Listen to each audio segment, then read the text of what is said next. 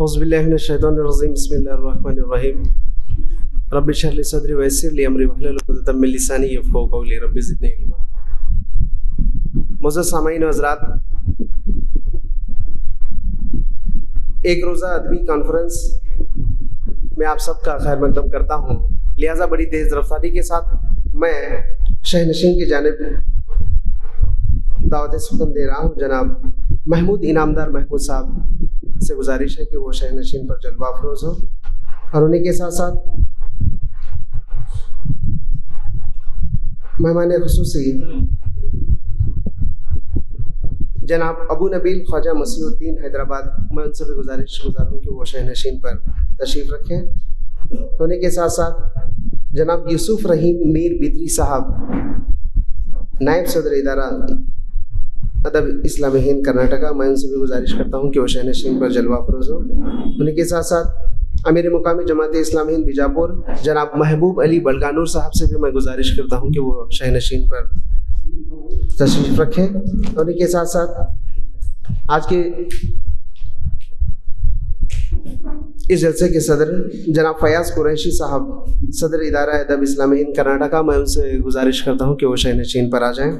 انہیں کے ساتھ ساتھ آج کے مہمان خصوصی محترمہ ڈاکٹر فوزیہ رباب گوا سے تشریف فرما ہے، میں ان سے ادباً گزارش گزار ہوں کہ وہ شہ نشین پر جلوہ افروز ہوں۔ انہیں کے ساتھ ساتھ ڈاکٹر ثناء اللہ شریف بنگلور سے تشریف فرما ہے، ڈاکٹر ثناء اللہ شریف صاحب سے بھی گزارش کرتا ہوں کہ وہ شہ نشین پر آ جائیں۔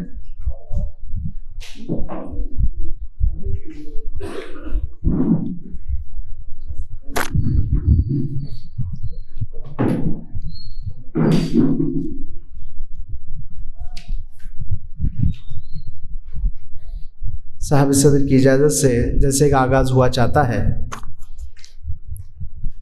آغاز جلسہ اس خلا کے اعظم کے نام سے جس کے اسم گرامی سے سحر کا سورج طلوع ہوتا ہے، انعقاد جلسہ اس قادر مطلق کے نام سے جس کی قصیدہ خوانیاں کر کے تجلیاں اپنا سفر شروع کرتی ہیں۔ آئیے اس پاک ذات کے نام سے آغاز کرتے ہیں جس کو مجھے اور آپ نے بنایا ہے، جس نے ساری کائنات کو بنایا ہے، جس کے لیے صدیوں کے الفاظ کے موتی پروئے جا رہے ہیں، پھر بھی ہم ان کی تعریف سے قاصر ہیں کہ جس کے جلوے دشت و دمن اور بحر و بر پہ چھائے ہوئے ہیں۔ ریاستی سیکریٹری جناب عبدالقدیر ساحل صاحب سے میں گزارش کرتا ہوں کہ وہ شہ نشین پر آ جائیں۔ ڈاکٹر ثناء اللہ صاحب بنگلور سے تشریف فرما، میں ان سے آپ سے بھی گزارش کرتا ہوں کہ آپ تشریف رکھیں۔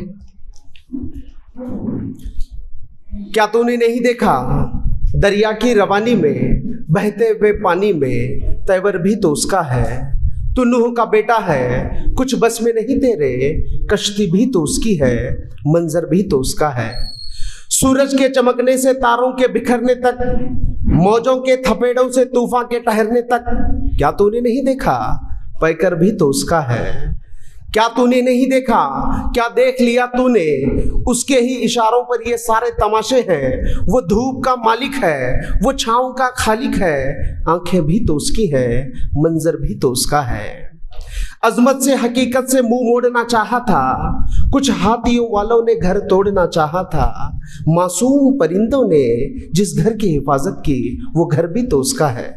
تو آئیے اللہ تعالیٰ کے قرآن مجید کی تلاوت کرنے کے لیے میں بشیر احمد سوداگر صاحب سے گزارش کرتا ہوں کہ وہ آئیں، تلاوت کلام پاک سے اس خوبصورت بزم کے آغاز کریں کہ سحر ہوتے ہی شاخوں پر عبادت جاگ جاتی ہے، سحر ہوتے ہی شاخوں پر عبادت جاگ جاتی ہے، پرندوں کے لبوں پر بھی تلاوت جاگ جاتی ہے، مقرر وقت کوئی بھی نہیں اس کی نوازش کا، اسے جب بھی پکارو اس کی رحمت جاگ جاتی ہے۔ مائک پر بشیر احمد سوداگر صاحب۔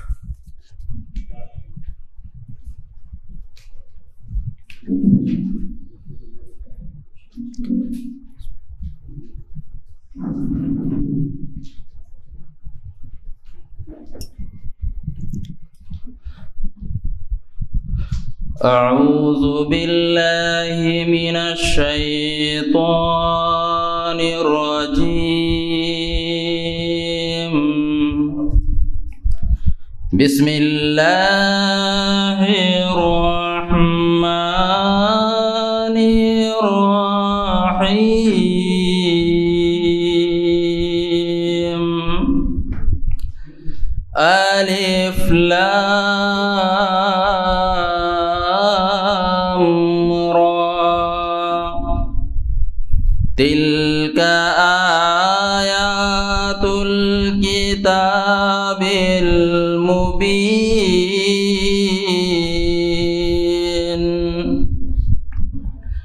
إنا أنزلناه قرآنا عربيا لعلكم تعقلون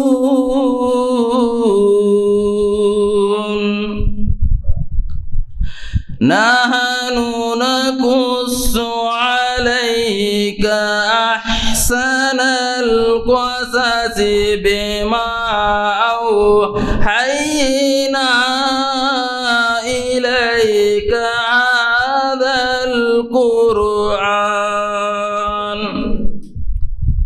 وإن كنت من قبله لمن الغافلين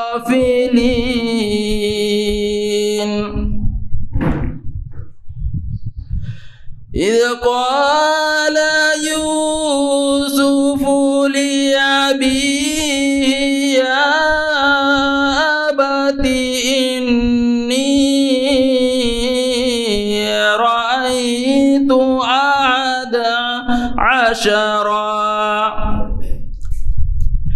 إني رأيت أحد عشر كوكبا والشمس والقمر رأيتهم لي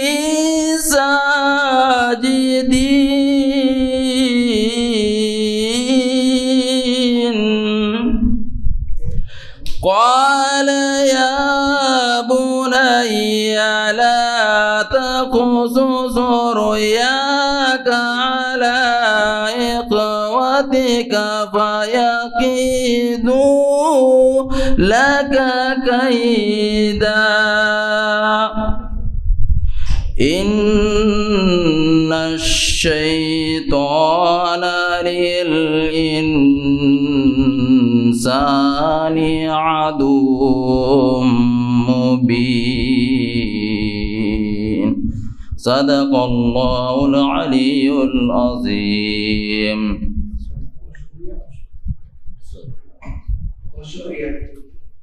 वही हमारे दरमियान एक मशहूर सहाबी अभी भंडारी साहब से गुजारिश करता हूं कि वो शेयर कर दें और ये मुझसे समय अब नारे शरीफ चंदा शाह पेश आइए प्रॉपर जाइए आप हमारे दिल में आइए आप लोगों को बताने आइए एक बार खालिद साहब से गुजारिश है कि वो नारे शरीफ का नजराना पेश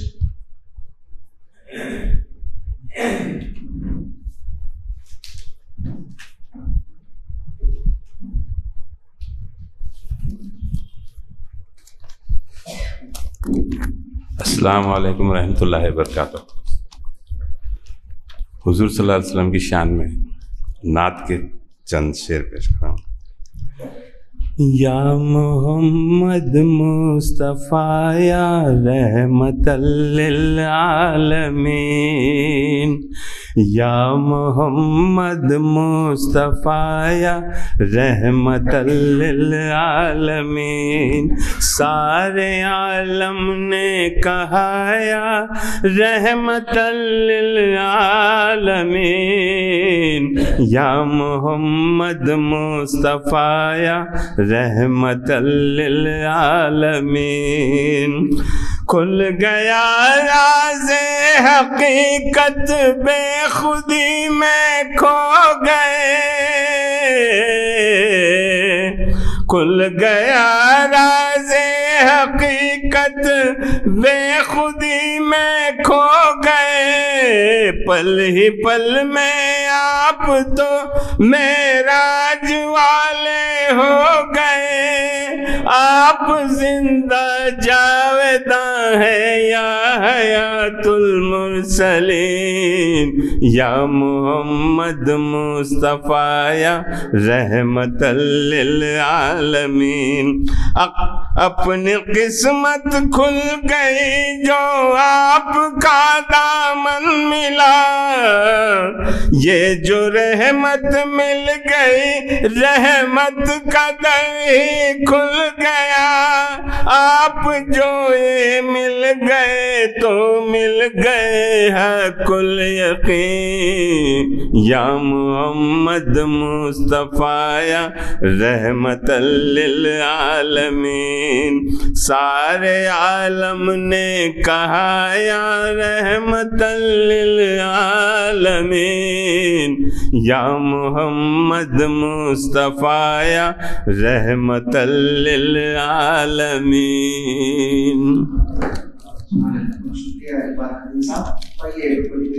کے ساتھ استقبالیہ کلمات پیش کرنے کے لیے جناب سید محمود انعامدار محمود صاحب سے گزارش کرتا ہوں کہ صدر ادارہ ادارہ اسلامی بیجاپور میں ان سے ادب گزارش کرتا ہوں کہ آئے ہوئے مہمانوں کا استقبال کریں.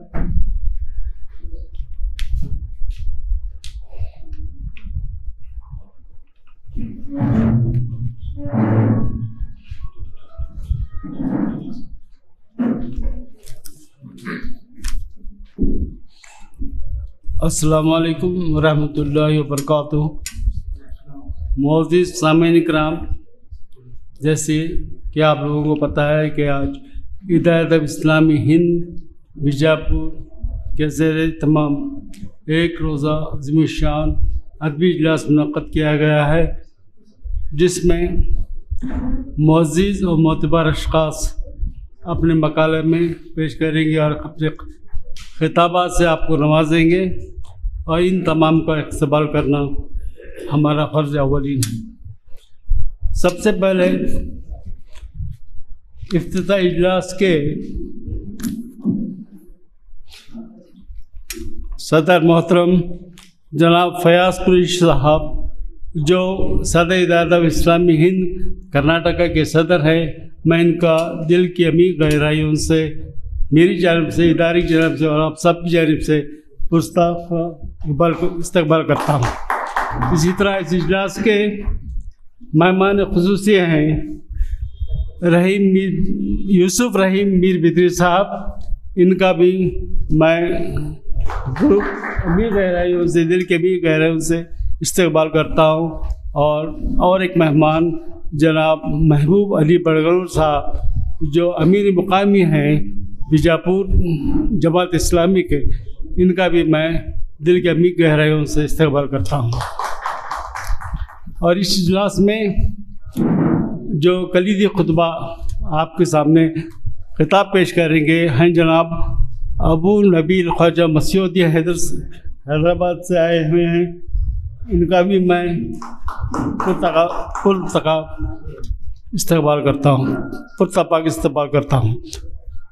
اور اجلاس اول میں جہاں پر ہمارے زیر صدارت محترم ڈاکٹر علیم اللہ حسینی کی صدارت میں ہوگا، وہ تقریباً آنے والے ہیں، ان کا بھی غائبانہ استقبال کرتا ہوں. اور اس اجلاس میں گوا سے آئی ہوئی معزز اور معتبر شاعرہ بھی ہیں اور مقال نگار بھی ہیں، محترمہ ڈاکٹر فوزیہ رباب جو گوا سے تشریف آئی ہے، میں ان کا بھی دل کے عمیق گہرائیوں سے استقبال کرتا ہوں. اور اسی میں اور مقالہ نگار محترم ثناء اللہ شریف جو بنگلور سے تشریف لائے ہیں، میں ان کا آپ سب کی جانب سے، میری جانب سے استقبال کرتا ہوں. اور اس اجلاس میں افسانہ نگار محترم رضوان احمد ملا صاحب جو ایک افسانہ پیش کریں گے، ان کا بھی میں استقبال کرتا ہوں. اور ایک مقالہ نگار جو بھٹکل سے تشریف لا رہی ہیں، محترمہ ڈاکٹر فرزانہ افراح جو ایک شاعرہ بھی ہیں، ان کا بھی میں وہ آنے والی ہیں، उनका भी गायबाना इस्तकबाल करता हूँ।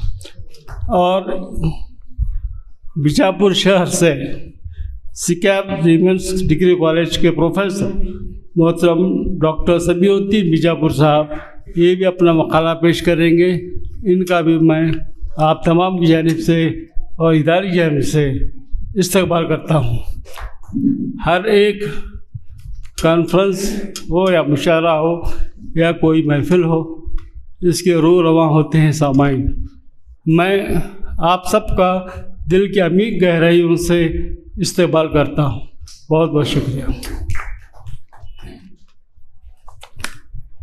बहुत शुक्रिया सर। और आइए मेहमानों का तारुफ को देंगे पेशेवर की सारा हासिल करने के लिए मैं जनाब आसिफ बादल साहब सेक्रेटरी इदारा उनसे गुजारिश करता हूं कि वो आगे की कार्रवाई को शुरू करें।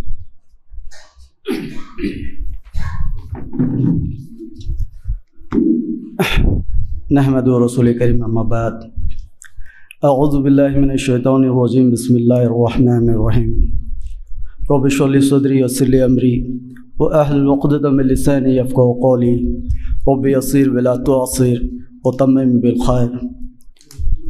शह नशीं पर तशरीफ़ फरमा साहब वसाइल हज़रात, तमाम सामिन कराम, मौज़ूज़ असातिज़ा कराम, आज एक रोज़ा अदबी कॉन्फ्रेंस जो यहाँ पर मुनाक़िद की गई है और शाम में कुल हिंद मुशायरा जो इदारा अदब की जानिब से पहली मरतबा शहर बीजापुर में इसका इनेकाद अमल में आया है, तो इसमें तशरीफ़ फरमान जो मेहमानान हैं वो किसी तारीफ़ के मोहताज नहीं हैं। जब भी कोई मुशायरा होता है सिर्फ़ यूट्यूब पर हम उनका नाम लिख देते हैं तो वो जलवा अफरोज़ होते हैं। वो अपनी शायरी के ज़रिए, अपने मकालों के ज़रिए यहाँ पर एक आफ़ताब बनकर वो ख़ुद रोशनी बिखेरते हैं। लेकिन बज़ात ख़ुद एक मुख्तसर तारुफ़ मैं आपके सामने पेश करने जा रहा हूँ। आज के इस इफ्तिताही इजलास के जो मेहमान ख़ुसूसी हैं अली जनाब फ़याज़ क़ुरैशी साहब। फ़याज़ क़ुरैशी साहब जो हैं ये इदारा अदब इस्लाम हिंद कर्नाटक के अभी मौजूदा सदर हैं। आपकी सदारत में कई अहम प्रोग्राम यहाँ पर ज़ेर अमल में लाए जा रहे हैं और ये दूसरी मर्तबा है जो आप हमारी दावत पर यहाँ शहर बीजापुर तशरीफ़ लाए हैं। मैं यहाँ पर जब आपके बारे में बताऊँ तो आप एक साइंटिफिक ऑफिसर रहे हैं, DRDO आप वजीफ़ा हैं, और साथ ही साथ जो हैं इनकी एक जो ख़ास बात ये रही है कि मरहूम जो मशहूर साइंसदान बाबा missile doctor APJ Abdul Kalam साहब के साथ इन्होंने मुसलसल 5 साल तक काम किया है। एक साइंटिस्ट होने के साथ साथ आपने ये बताया कि साइंटिस्ट अदीब भी हो सकता है, तो आपने अपने कलम के ज़रिए यहाँ पर बेशबहा किताबें वगैरह आपके आए हैं, जिसमें जो है एक मजमुआ सामान सफ़र ताज़ा करे इंशाअल्लाह ये शाया हो चुका है और 3 किताबें जो हैं 3 किताबों पर इनको इनामात से भी नवाजा गया है। आप एक अफसाना निगार की हैसियत से पहचाने जाते हैं और बेंगलोर यूनिवर्सिटी डिग्री कॉलेज में आपके अफसाने बतौर यहाँ पर निसाब में शामिल हैं और मुख्तलिफ़ रियासतों की जो गवर्नर्स हैं, अदबी इजलास हैं, समाजी खिदमत हैं, इन सब में जो हैं आप शरीक रह चुके हैं और आपकी इल्मी और अदबी खिदमत पर कई अवार्ड से इनको नवाजा गया है। और साथ ही साथ जो हैं आप साबिक general secretary south India Urdu academy के भी रहे हैं और ये फाउंडर मेंबर वज़ीन कर्नाटका के भी रहे हैं। मैं आपकी आमद पर यहाँ पर फिर से दोबारा आपका इस्तकबाल करते हुए हमारे इदारे के सदर अली जनाब महमूद इनामदार महमूद साहब से अदबन गुजारिश करता हूँ कि आपको यहाँ पर शॉल पेश करें और इदारे की जानिब से एक मोमेंटो और गुल पेश करें।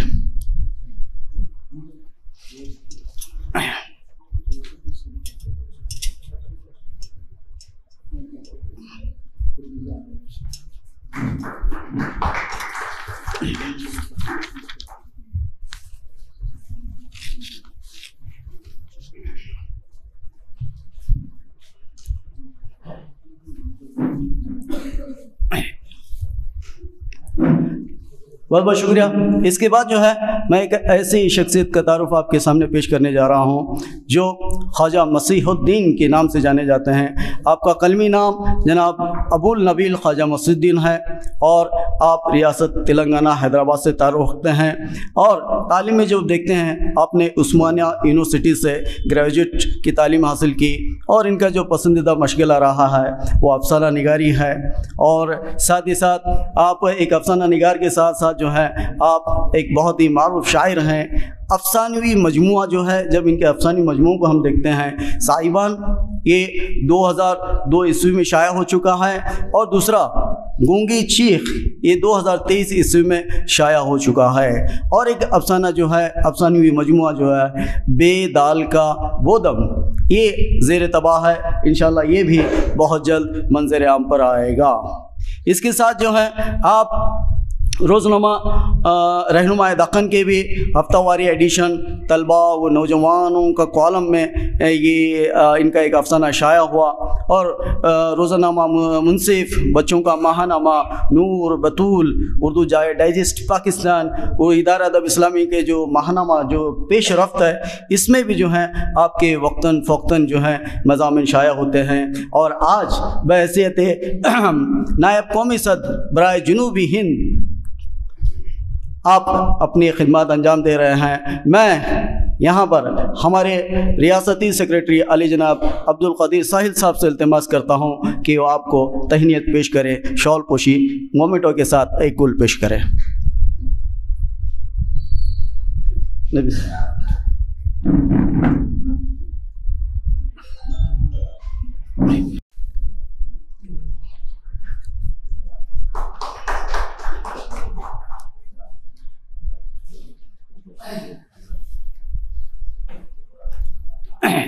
بہت بہت شکریہ۔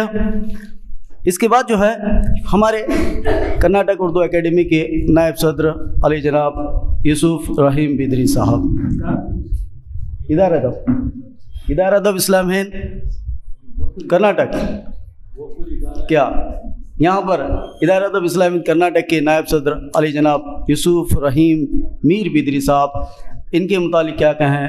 یہ اپنے آپ میں ایک ہمہ جو ہے شخصیت ہیں۔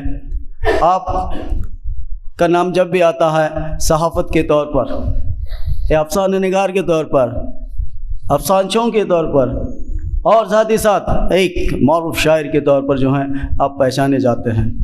آپ اپنی علمی و ادبی خدمات کے ذریعے یہاں پر ایک ادب کا درخشندہ ستارہ بن کر ساری ادبی دنیا میں چھائے ہوئے ہیں۔ آپ کسی تعارف کے محتاج نہیں۔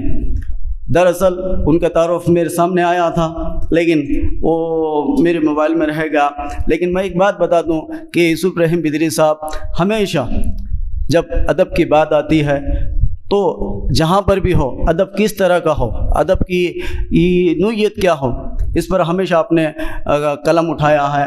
آپ کے مختصر جب افسانچوں کو جو پڑھتے ہیں، ایک 4 سطر پر مشتمل جو افسانچہ ہوتا ہے کئی افسانوں پر بھاری ہوتا ہے۔ ایسے سماج میں موجود جو آج کے مسئلے ہیں آپ ان اپنے افسانوں میں، افسانچوں میں اور شاعری میں بیان کرنے کی کوشش کرتے ہیں۔ میں ہمارے رضوان احمد رضوان صاحب سے التماس کرتا ہوں کہ وہ یوسف رحیم بیدری صاحب کو یہاں پر شال پوشی اور گل پوشی کریں۔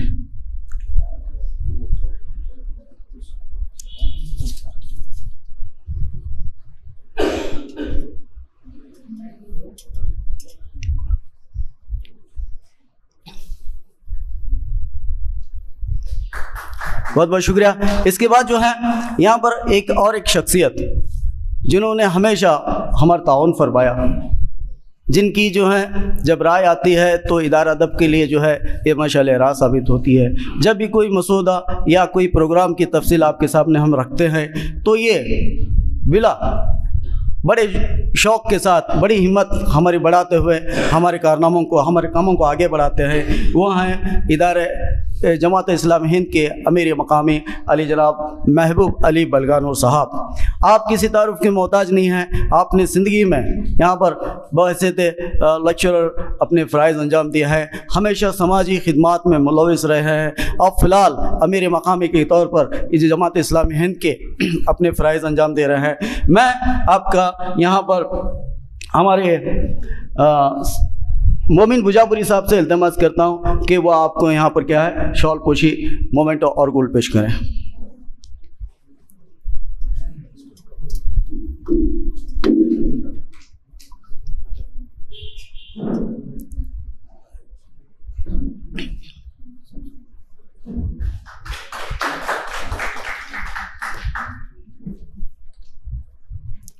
बहुत बहुत शुक्रिया।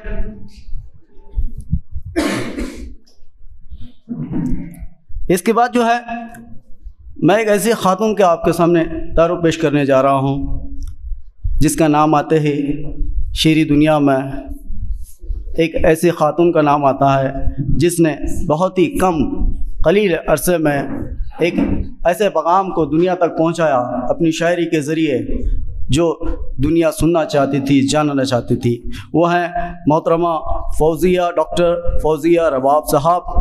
तो उनका एक शेर यूँ है, तुम्हारी याद है मातम कना अभी मुझ में, तुम्हारी याद है मातम कना अभी मुझ में, तुम्हारा दर्द अभी तक सिया लिबास में है।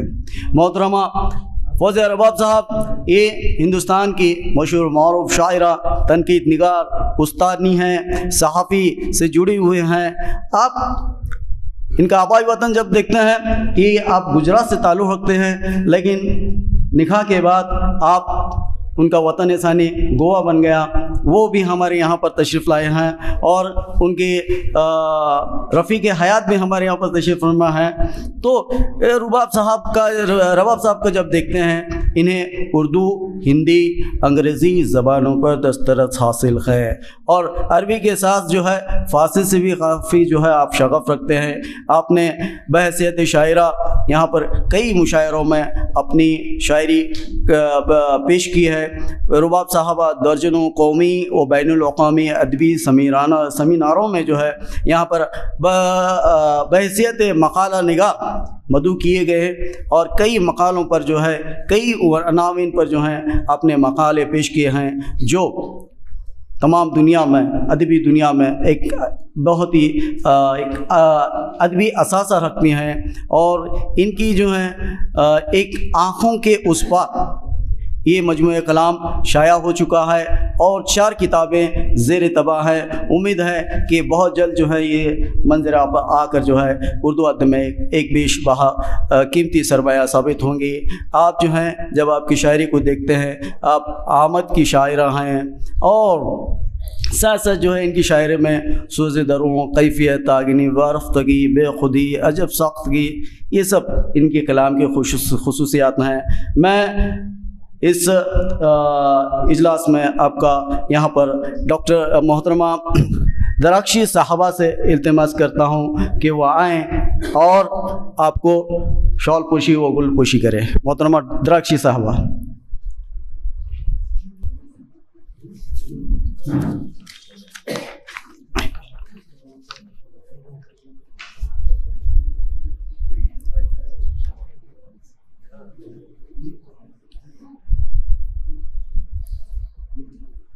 बहुत बहुत शुक्रिया मोहतरमा।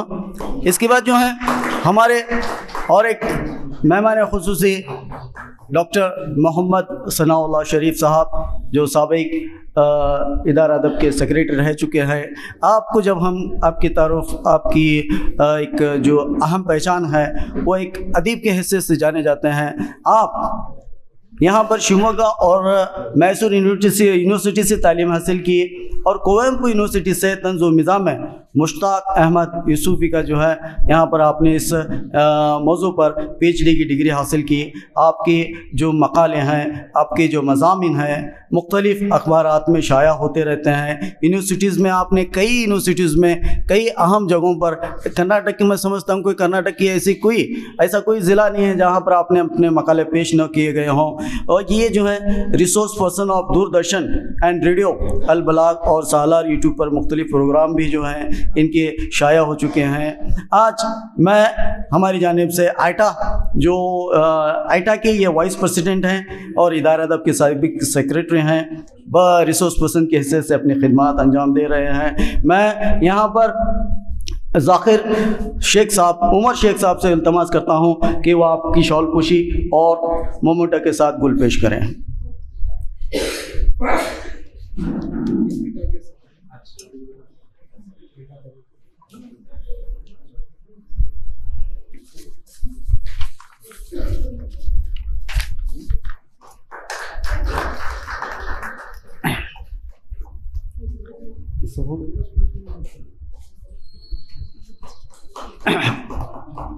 تو الحمدللہ یہ جو ہیں شہ نشین پر تشریف فرما تمام مہمانان ہیں. آپ اس کے بعد جو ہے ہمارے فوز ربا یہ اپنا ڈاکٹر فرزانہ فٹگل صاحبہ بہت جلد جو ہے ہمارے یہاں تشریف لا رہے ہیں. وہ آنے پر جو ہے انشاءاللہ ہم ان کے بھی شال پوشی و گل پوشی کریں گے. اور اس کے بعد جو ہے شہ نشین پر جو تشریف فرما ہے اور ایک ہماری شخصیت، اہم شخصیت جو شہر بیجاپور کے لیے، ادارہ ادب کے لیے جو ہے ایک بہت ہی اہم شخصیت ہیں. میری مراد ہے علی جناب عبدالقدیر ساحل صاحب، جو اردو ادارہ ادب اسلام ہند کرناٹک کے جو ہیں وائس سیکریٹری ہیں. آپ یہ جو تقریب دیکھ رہے ہیں، اس تقریب کا جو خیال آیا ہے، یہ آج کے اردو کانفرنس کا ہو یا کل ہند مشاعرے کی جو تجویز پیش کی تھی ہمارے عبدالقدیر ساحل صاحب نے ہی پیش کی تھی، ان کے کہنے پر جو ہے یہ بہت ہی قلیل عرصے میں یہ آج کا ہمارا ایک ادبی کانفرنس اجلاس اور ساتھ ہی ساتھ شام میں کل ہند مشاعرہ ہوگا. یہ کسی تعارف کے محتاج نہیں ہے، سارا بیجاپور ان کو جانتا ہے. جب بھی ایسے یہ ادب سے نہیں بلکہ سماج میں جتنے بھی یہ سماجی خدمات جو بھی دیکھتے ہیں آپ، اب خاص کر جب کرونا ہم دیکھتے ہیں، آپ نے جگہ جگہ جا کر جو ہے غریبوں، یتیموں، مسکینوں کے بہت زیادہ ہمارے اداروں کی جانب سے فروغ، مختلف اداروں سے آپ جڑے ہوئے ہیں. یہ ہمارے لیے جو ہے بہت ہی فعال شخصیت ہیں. میں جناب صاحب لال نداب سے التماس کرتا ہوں کہ وہ ہمارے سیکریٹری، ادارہ ادب کے سیکریٹری علی جناب عبدالقدیر ساحل صاحب کو یہاں پر شال پوشی، مومنٹو اور گل پیش کریں.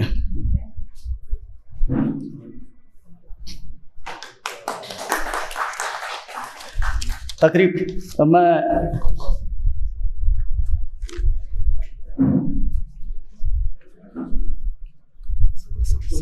ہاں اس کے بعد جو ہے اور ایک جو شہ نشین پر تشریف فرما ہے، ایک ایسی دیکھتے ہیں نا عام فہم شخصیت ہیں، ان کا پہناوا، ان کا انداز، بات چیت کرنے کا انداز ایک عام فہم ہے، لیکن اس کے اندر ایک ایسا شاعر بسا ہوا ہے جو اپنے شاعری کے ذریعے ایسا لوگوں کو پیغام دیتا ہے. جب اس کی شاعری کو دیکھتے ہیں تو ہم ایک ملاقات کے لیے گئے ہوئے تھے ایک وکیل صاحب کے پاس، کئی سال پہلے پڑھا ہوا شعر جو ہے انہوں نے سنا دیا، تو ہمیں عجب لگا کہ کیا ہے. تو ایسی شاعری کو اپنے پیغام تک پہنچانے والے، اپنی شاعری کے ذریعے جو عوام کے مسائل ہیں، جو محبت کا ایک الگ سلیقہ ان کے شاعری میں نظر آتا ہے، یہ کوئی اور نہیں بلکہ ہمارے شہر بیجاپور کے مشہور و معروف شاعر جناب محمود انعامدار محمود صاحب ہیں. یہ آج کئی سالوں سے ادارے سے منسلک ہیں، ادارے کے لیے اپنا وقت لگاتے ہیں اور ساتھ ہی ساتھ بحیثیت شاعر کئی سالوں سے ادارے میں بھی اپنے کلام سناتے ہیں. بیرونی ریاستوں میں جو ہے آپ نے کلام سنایا ہے، کئی آل انڈیا مشاعروں میں شرکت فرمائی ہے. یہ ہماری خوش نصیبی ہے کہ آپ بحیثیت صدر آج ادارہ ادب اسلام ہند بیجاپور کے لیے صدر کے حیثیت سے اپنے فرائض انجام دے رہے ہیں، اور آپ کے زیر نگرانی اس طرح کے جو ہے تقاریب، مشاعرے منعقد ہو رہے ہیں. میں ہمارے سیف صاحب سے التماس کرتا ہوں کہ وہ ہمارے محمود انعامدار محمود صاحب جو صدر ادارہ ہیں ان کو شال پوشی اور گل پوشی کریں.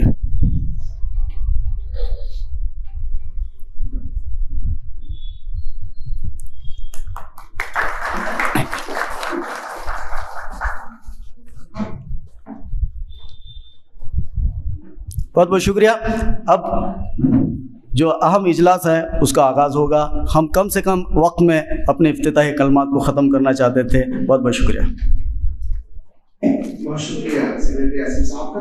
یہ کلیدی خطبہ پیش کرنے کے لیے میں جناب ابو نبی خادم مسلمین حیدرآباد سے تشریف فرما ہے، نائب کونسل برائے جنوبی ہند ادارہ ادب اسلامی ان سے گزارش کرتا ہوں کہ کلیدی خطبہ پیش کریں.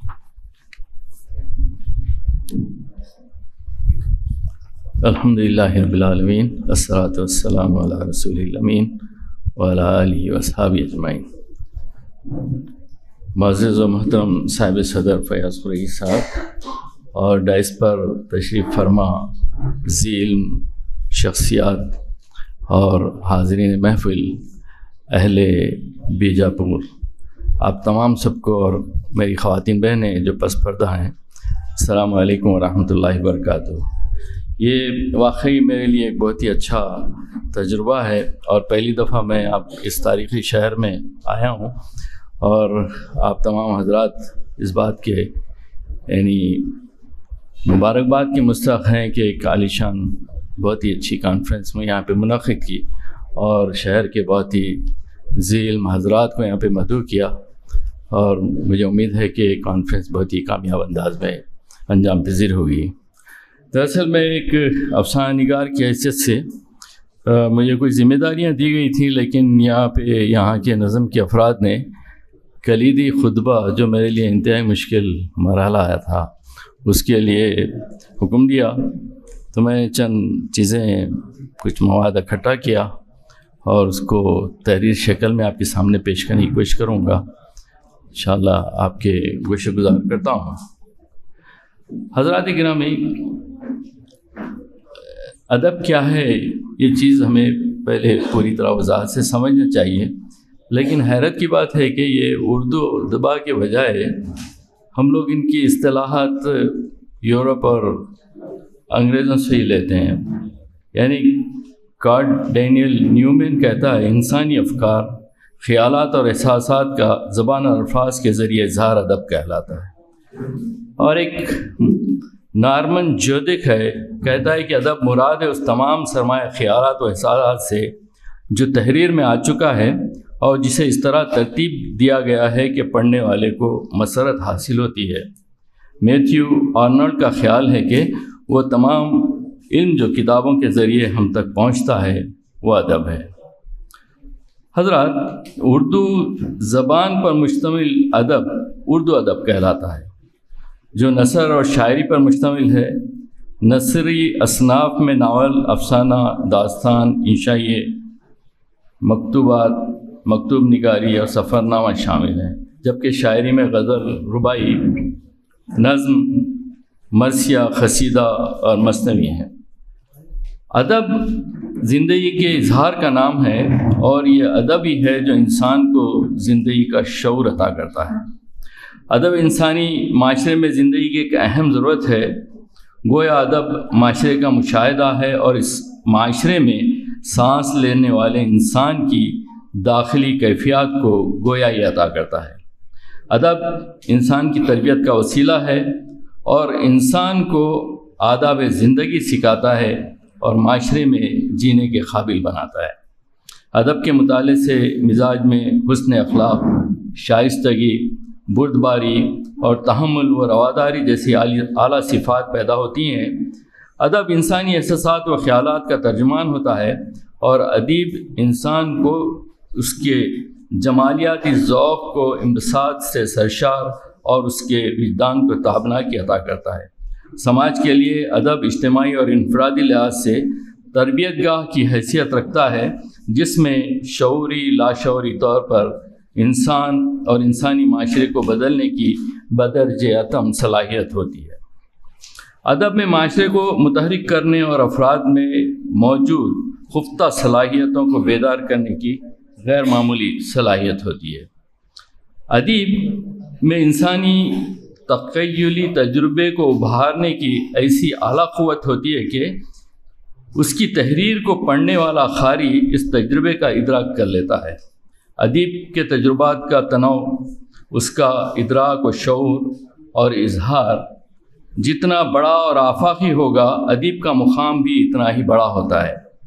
جب ادیب اپنی اس ادراک کی صلاحیت اور اظہار کی قوت کو بروئے کار لا کر اس ادراک و اظہار کو داخلی و خارجی وسعت عطا کرتا ہے تو ادب میں آفاقیت پیدا ہوتی ہے۔ ادیب اور شاعر اپنی حساس طبیعت کی وجہ سے زندگی کے مصائب ایک عام آدمی کی نسبت زیادہ گہرائی سے محسوس کرتا ہے اور یہ کیفیت ان کے فن پاروں میں نمایاں ہوتی ہے۔ ادیب زندگی اور زندگی کو درپیش مسائل کی بھرپور طریقے سے عکاسی کرتا ہے۔ بے روزگاری، سیاسی انتشار، معاشرتی بدامنی شاعر اور ادیب کو شدید اضطراب میں مبتلا کر دیتی ہے۔ ادیب سماجی شعور کا عکاس ہوتا ہے۔ اپنے گہرے شعور اور احساس کی بدولت ہی انسانیت کے بارے میں درد مندی کا جذبہ اپنے دل میں پاتا ہے، اور یہی وہ جذبہ ہے جو ادیب کو زندگی کی اقدار بلند کرنے اور انسانیت کے غم و آلام کو دور کرنے کے بارے میں تفکر کرنے اور انسانی محرومیوں اور نامرادیوں کا مداوع تلاش کرنے پر مجبور کرتا ہے، اور یہی سماجی اجتماعی جذبہ معاشرے میں ادیب کا منصب اور مقام متعین کرتا ہے۔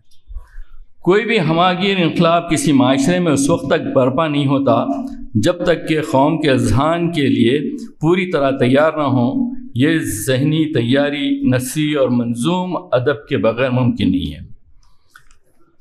کسی زبان کے ادب میں عصری حیثیت کی شناخت اس بات پر منحصر ہے کہ عصری حیثیت کا تصور اپنے زمانی حدود میں معنویت کے لحاظ سے بہت واضح ہو۔ عصری حیثیت کے دو پہلو ہیں، ایک تو زمانہ حال جس کے نمایاں مزاج اور چلن یعنی موجودہ کلچر کا اظہار ہوتا ہے، دوسرے پہلو کا تعلق فکری یا تھیوری کے مکالمے سے وابستہ ہے۔ ادب میں عصری حیثیت اپنے پیش رو ادبی احساسات سے مکمل طور پر آزاد نہیں ہوتی، بلکہ عصری حیثیت ماضی کے تمام تر ادب کے مابین ادبی روایات کا اندیکھا تعلق برقرار رکھتے ہوئے ایک خاص رشتہ برقرار رکھتا ہے، اور جو ادب میں عصری حسی معنیت کو جواز فراہم کرتا ہے۔ اس ہم آہنگی سے وجود پذیر ہونے والا عصری ادب اپنے اثر کے لیے بامانی بھی ہوتا ہے اور اپنی الگ شناخت بھی برقرار رکھتا ہے۔ ادب میں عصری حیثیت کا سراغ لگانے کے لیے اردو زبان کی ابتدائی و آغاز کا مطالعہ ضروری ہے۔ اردو کے ابتدا کے بارے میں محققین اور مختلف متضاد نظریات بیان کرتے ہیں۔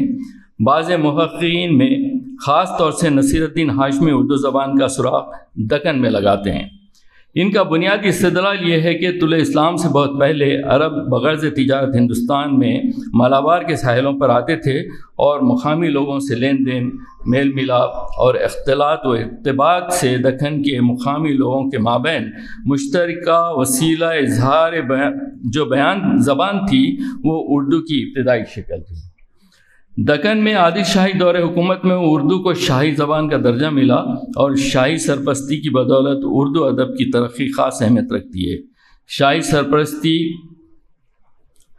سرپرستی کی وجہ سے اس دور کے ادبا کی عصری حیثیت کے مطابق ادب میں درباری رنگ پیدا ہوا۔ اس عصر کے سماجی، تہذیبی اور ثقافتی حالات کے زیر اثر قصیدے، مثنویاں اور غزلیں کہی گئیں اور شاعری کا ایک اعلیٰ معیار قائم ہوا۔ علاوہ ازیں اس عصر میں تصوف کا غلبہ رہا اور صوفیہ نے بھی یہاں زبان و ادب پر گہرے اثرات چھوڑے۔ اس دور کے شعراء میں اشرف بیابانی، ان کی مثنوی نوسرہار اور واقعات کربلا اور نثری تصانیف میں فقہی مسائل کے رسالے لازم، المبتدی، واحد باری، قصہ آخر الزماں ہے۔ چنانچہ اس دور میں تصوف و صوفیہ کرام کے غلغلہ تھا، اس لیے اس عصر کے صوفی شاعر شاہ میران جی کی تصنیفات میں نظمیں خوش نامہ، خوش نغز، شہادت الحقیات، مغز مرغوب اور مرغوب القلوب جیسی تصنیفات ہیں جس کا موضوع تصوف ہے۔ سلطنت بیجاپور کو یہ اعزاز حاصل ہے کہ عادل شاہی دور میں نہ صرف شاعری کو بڑی ترقی ملی بلکہ نثری تصانیف بھی ہوئیں۔ شاہ برہان الدین حاتم، جنہوں نے نثر اور نظم دونوں میں عارفہ خیالات اور تصوف کے مسائل پیش کیے، طویل نظم ارشاد نامہ، حجت البقائی وصیت الحادی، سخت سہیلا اور کئی دوہے اور خیال بھی ان سے منسوب ہیں۔ اس دور کے ادبا اور شعراء نے عصر حیثیت کے مطابق سماجی، تہذیبی اور ثقافتی رجحانات کو ملحوظ رکھتے ہوئے ہر صنف سخن مثلاً مثنوی، قصیدہ، مرثیہ، غزل، رباعی، گیت اور دوہے سب میں طبع آزمائی کی۔ اس دور میں پہلی بار عشقیہ اور رزمیہ مثنویاں لکھی گئیں اور اس دور کے شعراء ادبا میں سنتی بیجاپوری، ملک خوشنود، رستمی، حسن شوخی اور کئی نام ملتے ہیں۔ اس کے بعد قطب شاہی سلطنت کا دور میں صحیح معنوں میں علم و ادب کی ترقی اور عروج حاصل ہوا، کیونکہ ابراہیم قطب شاہ نے جس طرح اہل علم و فضل کو قدردانی کی تھی، اس کی وجہ سے دور دور سے اہل علم و فضل آ کر دکن میں جمع ہوئے۔ ابراہیم قطب شاہی کی وفات پر گولکنڈے کو محمد قلی قطب شاہ جیسا حکمران نصیب ہوا۔ محمد قلی قطب شاہ کا دور کئی اعتبار سے اہمیت کا حامل ہے۔ اس کا دور پرامن دور تھا۔ ایسے پرامن دور اور خوشحال زمانے میں جب بادشاہ خود شعر و شاعری کا دلدادہ ہو اور اس کے دور میں ایک سے بڑھ کر ایک ہیرا موجود ہو، تو ظاہر ہے کہ دوسرے میدانوں میں کی طرح علم و ادب کے میدان میں بھی زبردست ترقی ہوئی۔ چنانچہ یہی وجہ ہے کہ اس دور میں ہمیں ملا وجہی، غواسی، ابن نشاطی وغیرہ جیسے بلند پایہ شاعروں اور ادیبوں کے نام نظر آتے ہیں۔ قلی قطب شاہ، جس کا اعزاز حاصل ہے کہ یہ اردو کا پہلا صاحب دیوان شاعر ہے، اس دیوان میں بڑا تنوع اور رنگا رنگی ہے۔ اس نے ہر صنف سخن میں طبع آزمائی کی، لیکن اس کی غزلیں خاص طور سے توجہ کی قابل ہیں۔ اس نے غزل کے موضوعات میں اضافہ کیا۔ محمد قلی قطب شاہ نے مختلف موضوعات پر نظمیں لکھیں۔ اس کے دیوان میں نیچرل شاعری کا بڑا ذخیرہ موجود ہے۔ اس کے یہاں ہلال عید، ترکاری، پھل پھول، سالگرہ، رسم جلوہ، دیگر رسومات، شادی بیاہ، شب معراج، عید رمضان، عید الاضحیٰ وغیرہ بھی نظمیں ملتی ہیں، جو کہ اس وقت کے دکن کی مکمل تصویر کشی کرتی ہے۔ اس دور میں ملا وجہی کا سب سے بڑا کارنامہ ان کی اردو کی سب سے پہلی کتاب سبرس ہے، جس کی عبارت مسجع و مخفہ ہے۔ غواسی کو گولکنڈے کا ملک الشعراء سمجھا جاتا ہے، جس کی تصانیف سیف الملوک، بدیع الجمال اور طوطی نامہ ہے، جس کی بنا پر اس کو ملک الشعراء کے خطاب سے نوازا گیا۔ اسی دور کے شعراء میں طبعی حیدرآباد کا سب سے بڑا استاد سخن گزرا ہے۔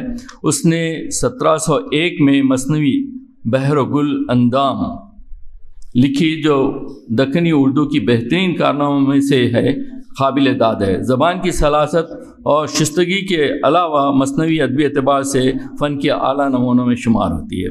ولی دکنی کو بلا شبہ جنوبی ہند ہی نہیں بلکہ اردو کے عظیم شعراء میں شمار کیا جا سکتا ہے، بلکہ عابد علی نے تو اسے ٹی ایس ایلیٹ کے معیار کے مطابق صرف ولی کو اردو شاعری میں کلاسک کی مثال تسلیم کیا ہے۔ ولی دکنی کی پاکیزہ مزاج حیثیت کی وجہ سے شاعری میں زندگی سے بھرپور لب و لہجہ ملتا ہے، جو ہمیں زندگی کی زرخیزی کا احساس دلاتا ہے۔ ان کا تصور عشق پاکیزہ ہے۔ عشق کو وہ ہادی اور رہبر تصور کرتے ہیں، اور محبوب کے حسن و جمال کی تعریف و توصیف کرتے وقت سراپا نگاری میں دلچسپی لیتے ہیں۔ اس کے ساتھ ساتھ صوفیانہ تصورات بھی ان کی شاعری میں ملتے ہیں۔ مجموعی طور سے دیکھا جائے تو قطب شاہی عہد میں اردو زبان و ادب کو بہت زیادہ فروغ حاصل ہوا۔ اس کا سبب یہ تھا کہ جہاں قطب شاہی حکمران اہل علم و ہنر کی سرپرستی کرتے تھے، وہاں ان میں سے اکثر و بیشتر شعر و شاعری کے رسیا تھے۔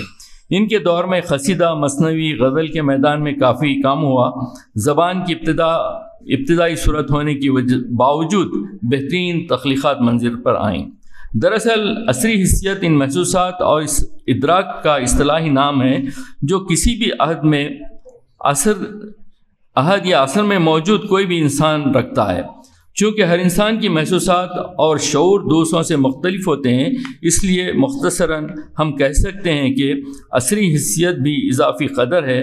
جب ہر عصر کی حیثیت ایک جیسی نہیں ہوتی تو ظاہر ہے پسند اور ناپسند کے تعاملات اور محرکات اس دور کے ادب پر اثر انداز ہوتے ہیں، اور ان وجوہات سے عصری حیثیت سمجھنے کی اہمیت اور بھی بڑھ جاتی ہے۔ عصری حیثیت کی دو بنیادی جہتیں ہیں۔ پہلی وہ حیثیت جس کا تعلق مجموعی طور پر اس عصر کے سماجی، تہذیبی اور ثقافتی حالات سے ہوتا ہے۔ دوسرے وہ حیثیت جس کا تعلق ذاتی اور شخصی ہو۔ ان پیمانوں پر ہم یہ جانچا جا سکتا ہے کہ ایک شاعر یا ادیب اپنے عہد کے سماجی، تہذیبی اور ثقافتی حالات کو کس نظر سے دیکھتا ہے، ان کے متعلق اس کے محسوسات کیا ہیں، نیز اس کا شخصی شعور و ادراک کس لیول کا ہے۔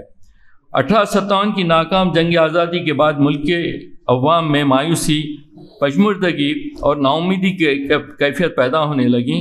اسی دور میں مغربی ممالک میں سیاسی و سماجی تبدیلیاں رونما ہوئیں تو اس دور میں ادبا شعراء میں اشتراکی نظریات کے تحت مادیت، اباحیت پسندی، عصری حسی رجحانات جلوہ گر ہوئے، اور ساری دنیا میں افکار و نظریات کی درآمد و برآمد زوروں پر ہوئی۔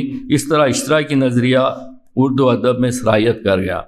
اس دور میں برصغیر کی سماجی اور ثقافتی احساسات کے مغیر ادب میں مادیت اور فکری بے راہ روی نفوذ کرنے لگی تھی۔ اس زمانے میں روحانیت اور مذہبی احیا کے علمبرداروں نے اس مادیت اور فکری بے راہ روی کے خلاف مورچہ سنبھالا، اور ان اثرات کو زائل کرنے کے لیے سر سید حالی اور شبلی کی اصطلاحی تحریکیں قابل ذکر ہیں۔ علی گڑھ تحریک اور سر سید احمد خان کی بدولت عصری حالات کے مطابق جو ادب تحریر ہوا، اس دور کے نثری تصانیف میں موضوعات کا تنوع اور سادگی پیدا ہوئی، اور ادبی سطح پر اردو نثر میں باوقار، سنجیدہ اور متوازن معیار قائم ہوا، اور سادگی متانت کے ساتھ ادب کی افادی اور مقصدی حیثیت ابھر کر سامنے آئی۔ مولانا حالی، محسن الملک، ڈپٹی نذیر احمد، محمد حسین آزاد نے اپنی تحریروں سے اردو شعر و ادب پر گہرے نقوش ثبت کیے۔ 20ویں صدی کی تیسری دہائی میں اردو میں ترقی پسند تحریک شروع ہوئی، اور اس عصر کے یعنی ہندوستانی زندگی کے بنیادی مسائل، سماجی و سیاسی حالات کے مطابق بھوک، افلاس، غربت، سماجی پستی اور سیاسی غلامی جیسے موضوعات کا احاطہ کیا گیا۔ اس تحریک کے مقصد کے تحت ادب میں عام انسان اور اس کی زندگی سے جڑے مسائل کو پیش کیا گیا۔ اس دور کے ادبا اور شعراء میں منشی پریم چند، مولوی عبدالحق، جوش ملیح آبادی، فراق گورکھپوری، فیض احمد فیض، علی سردار جعفری، مخدوم محی الدین، احمد ندیم قاسمی قابل ذکر ہیں۔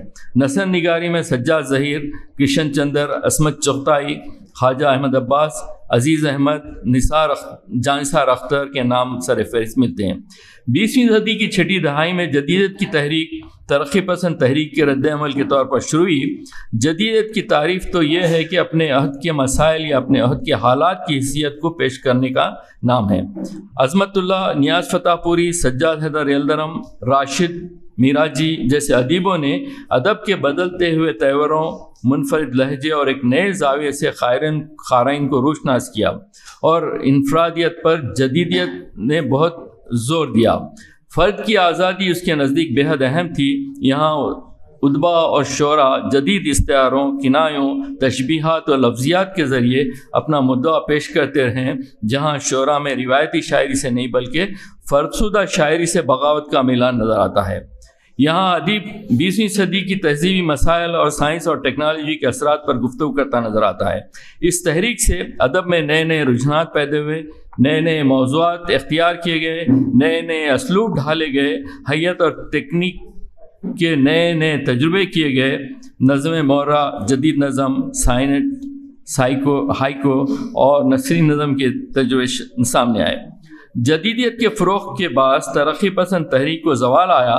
ترقی پسند تحریک کے زمانے میں اور بعد کو جو ادب کو زوال آنے لگا تھا، اسلامی ادب کے نام سے ایک بار پھر اس کی مراجعت ہوئی۔ ادب اسلامی کا ایک اعلیٰ مقصد اور وسیع افادہ ہے۔ حق اور حسن سے مرکب نظم العین جس کو پانے کے لیے اسلامی ادب اپنے قارئین کو ان کی ذمہ داریاں محسوس کراتا ہے، انہیں ایک معاشی حیوان کے بجائے ایک اخلاقی وجود بننے پر اکساتا ہے۔ یہ ایک تعمیری اور ترکیبی ادب ہے جس کے اندر فکر و فن کے اخلاقیات اور جمالیات ایک دوسرے کے ساتھ کامل طور پر ہم آہنگ ہیں۔ چنانچہ ادارہ ادب اسلامی کے تحت ایسے بہت سے لکھنے والے تیار ہوئے جنہوں نے صالحیت، تعمیر پسندی اور آفاقی قوت کی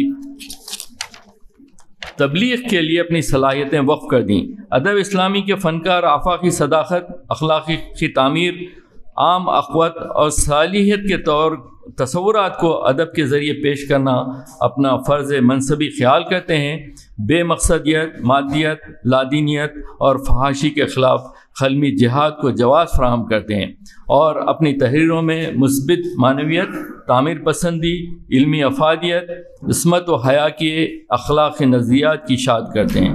اکبر الہ آبادی، علامہ اقبال ادب میں اسلامی نظریات کے اولین حامیوں کی عمدہ مثالیں ہیں۔ مولانا مودود نے اسلامی نظریاتی تحریروں کو عملی صورت دینے کے لیے یہ خیال ظاہر کیا کہ ادب کو مذہبی اغراض کے لیے مؤثر بنایا جا سکتا ہے۔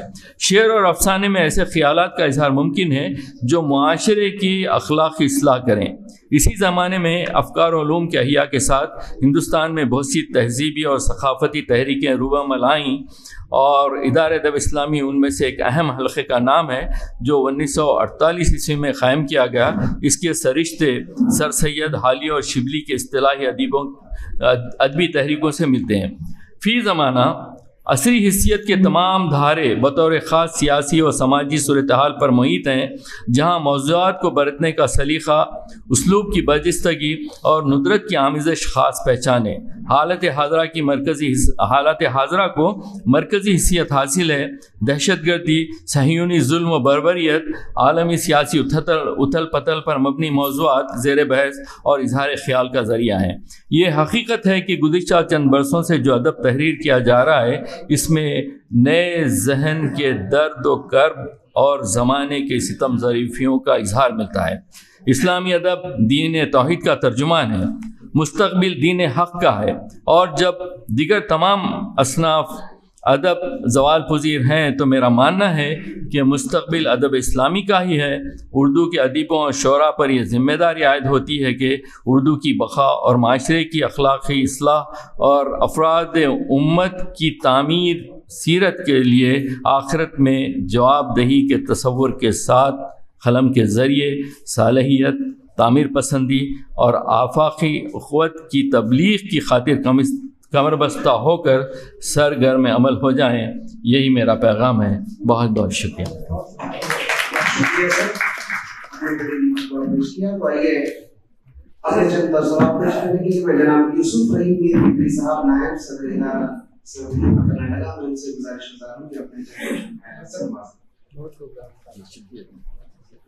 بسم اللہ الرحمن الرحیم۔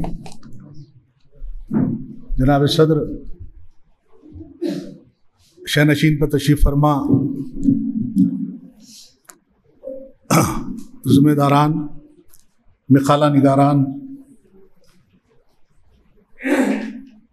منتظمین ریاستی ادبی کانفرنس، ادارہ ادب اسلامی ہند بیجاپور،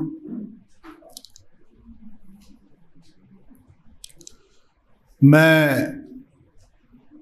علی جناب سید محمود انعامدار صاحب، صدر ادارہ ادب اسلامی بیجاپور اور ان کی ٹیم کو مبارکباد دینا چاہوں گا کہ وہ ریاستی ادبی کانفرنس آج 11 جنوری کو جماعت اسلامی کے حال میں رکھے ہوئے ہیں۔ رات میں مشاعرہ بھی ہے، کل ہند مشاعرہ ہے، سبھی حضرات واقف ہیں، تشریف لائیے گا۔ یہ ایک پہلی بات تھی۔ دوسری بات یہ ہے کہ آج کی ہماری ریاستی ادبی کانفرنس، جس کا مرکزی موضوع اردو ادب میں عصری حیثیت رکھا گیا ہے، جس کا خیر مقدم کیا جانا چاہیے، لیکن دو ایک باتیں اس ذیل میں مجھے رکھنی ہیں۔ اردو ادب میں عصری حیثیت نیا موضوع نہیں ہے، اور کوئی ضروری بھی نہیں کہ جو موضوع رکھا گیا ہے وہ نیا ہی ہو، لیکن ایسا ضرور ہونا چاہیے،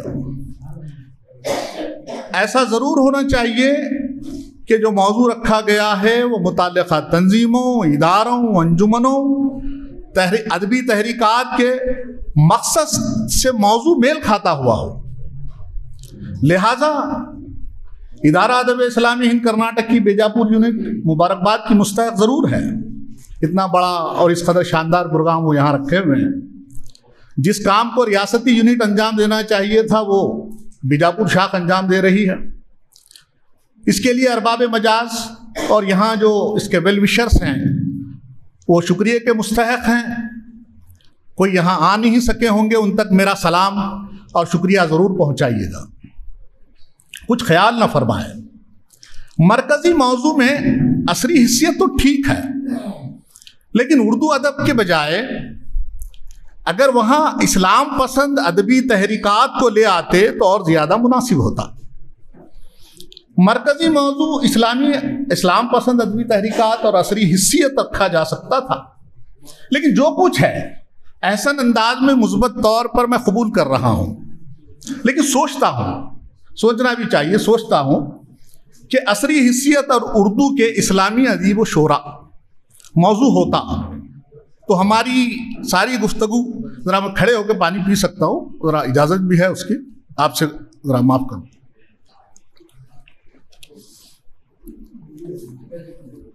ہماری ساری گفتگو اسلامی شعراء اور ادباء تک محدود ہوتی ہے اور ہمارا کام بن جاتا۔ ہمارا خود ساختہ اردو ادب، ہمارا خود ساختہ اردو ادب جو اسلام پسندوں کے تعمیری ادب کے بغیر جی رہا ہے، اس قدر متمول اور بے نیاز ہے کہ اس میں اسلام پسند شعراء، ادباء، ناقدین کو گھاس ڈالنا اردو ادب کے نامور ناقدین اور مصنفین کے نزدیک ناقابل معافی جرم ہے۔ ڈاکٹر سمیع الدین صاحب، آپ اس جرم کا مطالعہ مختلف تھیسس میں مخالجات کے علاوہ شائع شدہ بڑی بڑی کتابوں اور اردو ادب کی تاریخ میں بھی کر سکتے ہیں۔ ہر تخلیق اور پی ایچ ڈی کا ہر مخالہ اسلامی شعراء، اسلامی افسانہ نویس، اسلامی ناول نگار، اسلامی ناقدین اور اسلامی مصنفین کا نام لینے سے گھبراتا نہیں بلکہ صاف مکر جاتا ہے۔ الا ماشاءاللہ اس انکار کے بت کو توڑ کر اس کو پاش پاش کرنا اسلام پسند ادبی مواحد تحریکات کا فریضہ ہے۔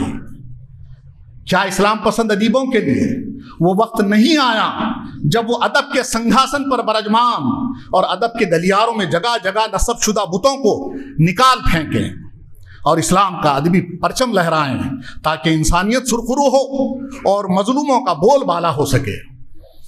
ہمارے ذیلی عناوین یوں بھی ہو سکتے تھے: حمدیہ شاعری کا عصری بیانیہ، نعتیہ شاعری میں عصری شعور یا عصری حیثیت، منہج احتجاج اور عصری حیثیت افسانہ اور ناول کے حوالے سے، اسلام پسند قلمکاروں کے اردو افسانے اور ناولوں میں عصری حیثیت وغیرہ وغیرہ۔ اب ہم مرکزی موضوع کے دوسرے حصے عصری حیثیت کی طرف آتے ہیں۔ عصری حیثیت ایک نظریہ ہے یا فلسفہ، ایک رویہ ہے یا رجحان، اور یہ کہ ہے یا تھا، اس پر بات شاید فاضل مخالہ نگاران آج کریں گے۔ میں تمام مخالہ نگاران مرد و خواتین کا قلب کی گہرائیوں سے استقبال کرتا ہوں۔ اہلاً و سہلاً، مرحبا۔ اسلام پسند ادیب، شعراء، ناقدین اور اسلام پسند قاری یہاں بیجاپور کے جماعت اسلامی ہال میں آپ کے مخالہ جات سننے کے لیے دیدہ ہو دل فرش راہ کیے بیٹھے ہیں۔ جموں کے Mohammad Yusuf Teng, secretary Jammu Kashmir cultural academy Srinagar نے حامدی کاشمیری کی کتاب نئی حیثیت اور عصری اردو شاعری کا انہوں نے عرض ناشر لکھا 51 سال پہلے، نصف صدی قبل انہوں نے لکھا اور بتایا کہ یہ پہلی کتاب ہے جو عصری حیثیت پر سامنے آئی ہے، اور اس میں انہوں نے یہ بتایا اردو زبان میں جدید حیثیت کی تحریک اس وقت کئی برسوں سے پرخروش وجود کے باوجود ابھی تک تجرباتی دور سے گزر رہی ہے۔ لیکن اس میں کوئی شک نہیں کہ اس نے شعر گوئی اور شعر فہمی کے معاملے میں کچھ ایسے جمالیاتی رویوں کا پرچم پھر بلند کیا ہے جن کو خالص تکنیکی حیثیت سے اگر ہم بالکل ہی نیا قرار نہ بھی دیں پھر بھی ان کے گہنائے ہوئے چہروں کو اثر نو ضرور منور کیا ہے۔ اور اس بات میں بھی مشکل سے کلام ہو سکتا ہے کہ عصر حاضر میں سخن سنجی، نکتہ آفرینی اور تازہ کاری کی سرحدیں اردو میں اسی تحریک کے متاثرین کے ہاتھوں، متاثرین لفظ خود سوچیے آپ کہ انہوں نے متاثرین کہا ہے، متاثرین کیا ہوتے ہیں، اس کا پس منظر کیا ہوتا ہے سبھی جانتے ہیں، اسی تحریک کے متاثرین کے ہاتھوں وسعت پذیر ہو رہی ہیں۔ میرے کہنے کا ہرگز یہ مطلب نہیں ہے کہ اس کی راہ میں لکھی جانے والی ہر چیز مستند اور مشکور ہے، ایسا کسی زمانے بلکہ کسی ایک شاعر چاہے وہ کتنا ہی عظیم کیوں نہ ہو اس کے بارے میں نہیں کہا جا سکتا۔ لیکن یہی کیا کم ہے کہ جس وقت اردو زبان میں ترقی پسند تحریک کا طوفانی دھارا اتر گیا تھا اور فضا میں بے قرار سناٹے کا احساس اجاگر ہونے لگا تھا، اس وقت جدید حسیت نے نہ صرف ذوق کا ذائقہ بدل دیا بلکہ ادبی تحریک کے ارتقاء کی ایک جدلیاتی ضرورت کو بھی پوری ادبی زیر و بم کے ساتھ پورا کیا۔ یہ ان کا اقتباس ختم ہوتا ہے۔ اب یہی یوسف ٹینگ صاحب 17 سال بعد جب اس کا دوسرا ایڈیشن شائع ہوتا ہے تو اس وقت لکھتے ہیں، اردو میں نئی حسیت کا شعور ایک زلزلے کی صورت میں آیا، آتش فشاں کا دہانہ ہزارہا میل دور بھڑک رہا تھا لیکن اس کے جھٹکے ساری دنیا میں محسوس ہو رہے تھے۔ اردو میں یہ ایسے ہنگامے کے ساتھ آئی کہ پرانی روایات کے در و بام چٹک چٹک اٹھے، عام تاثر حیرت کے ساتھ ہیبت کا بھی تھا اور ادیبوں کی ایک پوری نسل کے قلم تقریباً غیر شعوری طور پر لاوے کے سمندر میں نئے ادب کے پتوار بن گئے۔ کچھ قلم تو اس گرمی سے پگھل کر خاموش ہو گئے لیکن کچھ آتش بازیوں کی طرح بھڑک اٹھے۔ اسی عالم میں اس نئی لہر کو پہچاننے اور اس کے نظریاتی پس منظر اور ذہنی میلان پر سنجیدگی سے بات کرنے کی فرصت بہت کم لوگوں کے حصے میں آئی۔ بحوالہ کتاب حامدی کاشمیری کی کتاب نئی حسیت اور اصلی اردو شاعری صفحہ 7 حسین کلوز۔ ڈاکٹر حامدی کاشمیری کی کتاب کی اشاعت کے 30 سال بعد ڈاکٹر شارب ردولوی نے غالب کی عصری حسیت کے نام سے 16 صفحے کا ایک مقالہ لکھا اور اس میں یہ لکھا کہ عصری حسیت کا معاملہ یوں بھی خاصا پیچیدہ ہے، اس لیے کہ عصری حسیت صرف سماج، تہذیب یا ثقافت کا بیان نہیں ہے۔ آج اس اصطلاح کے کثرت استعمال نے اسے تقریباً بے معنی و بے مفہوم کر دیا ہے۔ آگے رقم تراز ہے، عصری حسیت کے 2 پہلو ہیں، ایک کا تعلق اس عہد کے حالات، تہذیب اور ثقافت سے ہے، دوسرے کا تعلق شخص یا ذات سے ہے۔ جہاں تک عہد، تہذیب اور ثقافت کا تعلق ہے عصری حسیت مشترک اقدار پر مبنی ہو سکتی ہے، لیکن جہاں شخص اور ذات کے رشتے سے اس پر گفتگو کی جائے وہاں ایک شخص کی حیثیت دوسرے شخص سے مختلف ہو سکتی ہے۔ مثلاً عہد میر میں میر بھی ہیں، سودا بھی ہیں، درد ہیں، نذیر اکبر آبادی بھی ہیں۔ اردو شاعری کے ان 4 ستونوں بقول ان کے شارب ردولوی کے، جس سے اختلاف ہے اور اختلاف بجا ہے، 4 ستون یہ نہیں ہیں، اردو شاعری کے ان 4 ستونوں کا کم و بیش ایک ہی عہد ہے، لیکن فکری اعتبار سے ان میں ہر شاعر ایک دوسرے سے مختلف ہے اور عصری حیثیت کے اعتبار سے بھی انہیں کسی ایک خانے میں نہیں رکھا جا سکتا۔ ایسی صورت میں اس بات کا طے کرنا بہت مشکل ہے کہ کسی عہد کی غالب عصری حیثیت کیا ہے۔ شارب ردولوی نے مومن اور ذوق کی عصری حیثیت کا موازنہ کرتے ہوئے لکھا ہے، مومن کی عصری حیثیت ذوق کی عصری حیثیت سے بہت مختلف نظر آتی ہے، یعنی ذوق اپنے عہد کے مزاج کے تحفظ کی کوشش کرتے ہیں اور مومن ماضی اور حال کے درمیان راہ نکالنے کی سعی کرتے ہیں۔ بحوالہ شعر و حکمت رسالہ حیدرآباد مرتبین شہریار مغنی تبسم، ترقی پسند تحریک کے شارب ردولوی نے عصری حیثیت کو سمجھانے کی اپنی سی سعی کی، یعنی 3 دہے بعد بھی جدیدیت کی تحریک افہام و تفہیم کی محتاج رہی۔ آئیے عصری حیثیت سے متعلق کچھ کتابوں کا تذکرہ کرتے ہیں۔ ڈاکٹر حامدی کاشمیری کی کتاب بھی ہے، میں اس کو چھوڑتا ہوں، ابھی ہم نے اس کا ذکر کیا۔ دوسری کتاب ہے ڈاکٹر آغا سہیل کی کتاب ادب اور عصری حیثیت، جس کا انتساب شارب ردولوی کے حوالے ان سے کیا گیا ہے۔ اس کتاب میں عصری حیثیت عنوان ہے لیکن اس میں عصری حیثیت پر مضامین نہیں ہیں۔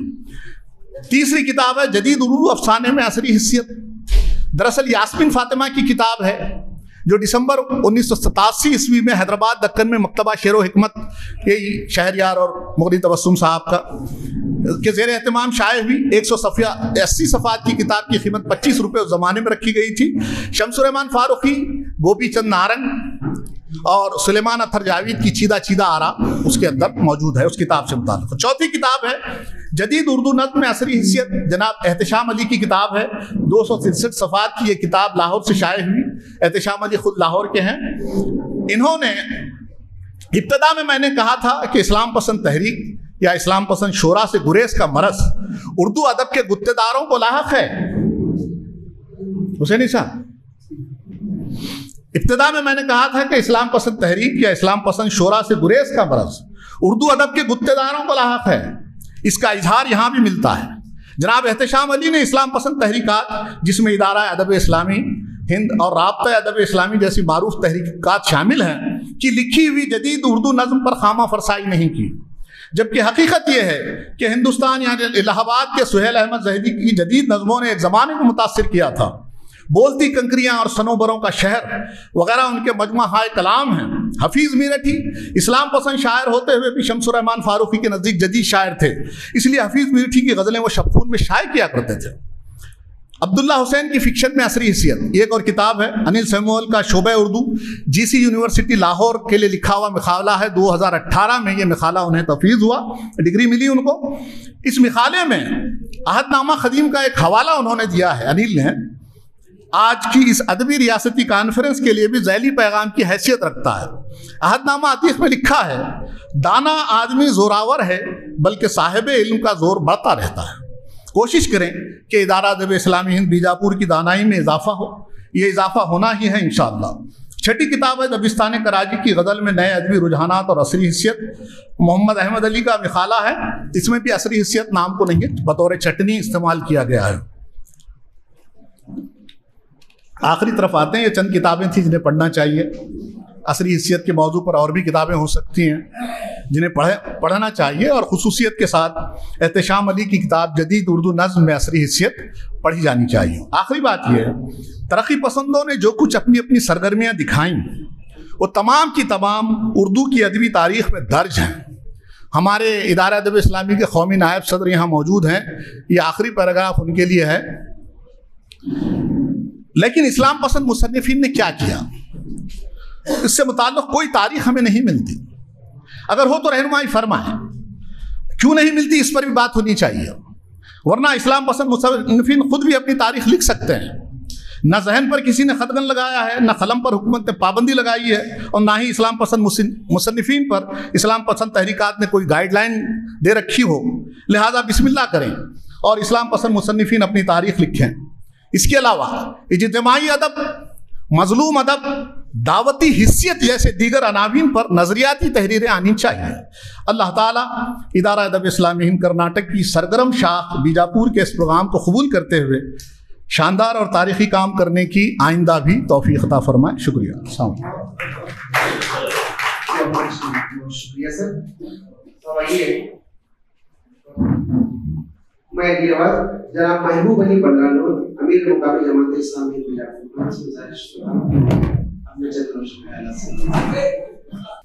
अल्हम्दुलिल्लाह रब्बिल आलमीन वस्सलातु वस्सलामु अला रसूलिल करीम व अला आलिहि व अस्हाबी अजमईन। ना मैं अदीब हूँ, ना शायर हूँ, फिर भी जो है मुझे इस महफ़िल में शय नशीन पर बुलाया गया है और कुछ बातें कहने के लिए कहा गया है। अक्सर हम यहाँ पर अदबी नशिस्तों से मुराद सिर्फ़ जो है मुशायरे लेते हैं, हम उसी के आदी बन गए हैं। अब ये नसरी जो ये नशिस्तें चलती हैं, इसमें सामाईन की तरफ से ज़्यादा दिलचस्पी नज़र नहीं आती है, क्योंकि सब्जेक्ट खुश्क रहता है और इस पर सामाईन की जानिब से तवज्जो देने की ज़रूरत होती है। लेकिन हम इसके आदी नहीं रहने की वजह से, या फिर जो है इस किस्म के नशिस्तें بہت کم پیمانے پر ہوتے ہیں، تو اس وجہ سے ہم دیکھتے ہیں کہ اس کی طرف سے دلچسپی بہت کم ہی پائی جاتی ہے۔ اور دوسری بات یہ ہے کہ جو عنوان ہے ہمارا اردو ادب میں عصری حیثیت، سب سے پہلے اس کو سمجھانے کی ضرورت ہے کیا ہے، کیونکہ ہم سب نئے ہیں یہاں پر، زیادہ سے زیادہ جو لوگ سامعین میں ہیں تو وہ سب جو ہے سمجھ نہیں پاتے اسے کیا ہے۔ تو افتتاحی کچھ کلمات ہونا چاہیے تھا جس میں یہ عنوان کیا ہے اور یہ کس وجہ سے رکھا گیا ہے، اس کی اہمیت و افادت کیا ہے، اس پر کچھ باتیں ہوتی ہیں تو جو ہے سامعین کے اندر بھی دلچسپی پیدا ہو سکتی تھی، کیونکہ یہ ادب سے تعلق رکھنے والا معاملہ ہے، اس وجہ سے یہ ابتدائی طور پر بھی کچھ باتیں اس سلسلے میں ہونی چاہیے تھی۔ تو ابھی آپ کے سامنے دو مہمان مقرر نے بہت ہی اچھی باتیں آپ کے سامنے رکھی ہیں ادب کے سلسلے میں۔ تو یہ جو ادب ہے، ادب سے مراد ہم جو ہے بے ادبی یہ اس طرح سے لیتے ہیں۔ لٹریچر کا جو معاملہ ہے، لٹریچر کے ذریعے سے کافی انقلابات جو ہے دنیا میں ہم دیکھتے ہیں۔ ایک بہت ہی دنیا نے دیکھا ایک مؤثر لٹریچر جس کو ہم ترقی پسند ادب کہتے ہیں، ابھی آپ کے سامنے اس کے بارے میں بات آئی ہے کہ یہ کمیونسٹ جب انقلاب آیا تو اس کے جو اثرات ادب پر پڑے، اس کے جانب سے ایک نیا ادب جو ہے سامنے آیا، وہ آج تک بھی جو ہے اس کے اثرات ہم دیکھتے ہیں۔